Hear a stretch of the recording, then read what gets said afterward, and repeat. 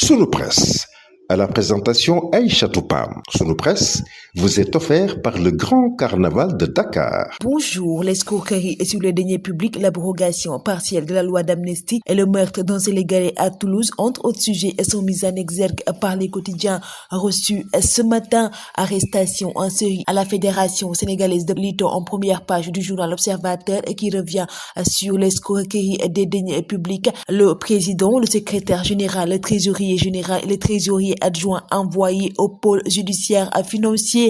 Le journal L'Observateur revient également sur l'abrogation partielle de la loi d'amnistie. L'ex-Africa, la RADDHO et la Ligue sénégalaise des droits de l'homme jettent la loi interprétative à la poubelle.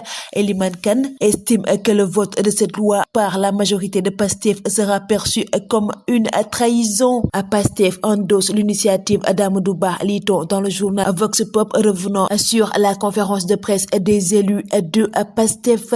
Ayib Daffé qui tacle en même temps Y'en a marre. Le journal revient également sur les collectivités territoriales qui risquent d'être dépouillées au profit de l'ANAT, lit-on dans le journal Vox Pop, revenant sur le FDR qui se braque contre l'autre proposition de loi d'Amadou Ba apportant centralisation du foncier et exige son retrait. Le journal Walf Quotidien revient sur l'opposition qui brocarde l'état de Sonko et parle d'instrumentalisation de la justice. Le journal Les Échos revient sur la deuxième séance des questions d'actualité au gouvernement de Sonko et titre Sonko retourne à l'Assemblée nationale. Le face-à-face avec les députés est prévu le 10 avril prochain à 14 questions dont 2 au groupe Takku Wallu et 2 au non-inscrits. Le journal Sud Quotidien revient sur la mise en place d'un pôle minier régional et met à ça une 509 milliards de francs CFA en chiffres et les 6000 emplois directs et indirects attendus. Le journal Libération revient sur un meurtre totalement gratuit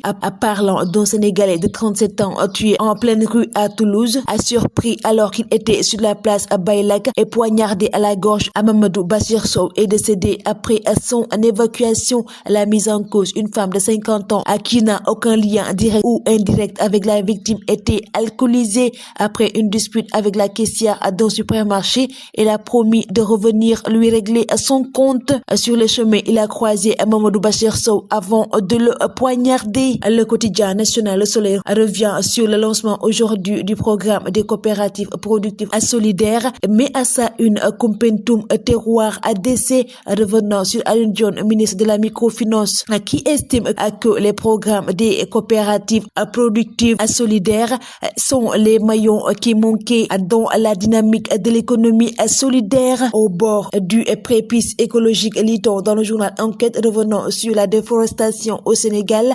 Le Sénégal perd en moyenne 4000 hectares de forêt chaque année. Les feux de brousse, l'expansion écologique et le surpâturage sont les principaux facteurs de déforestation. À quelle attaque pour dynamiter le Soudan, s'interroge le journal Record, revenant sur le match Soudan au Sénégal, comptant pour la qualification de la Coupe du Monde 2026. Le Carnaval de Dakar célèbre le riche patrimoine culturel africain.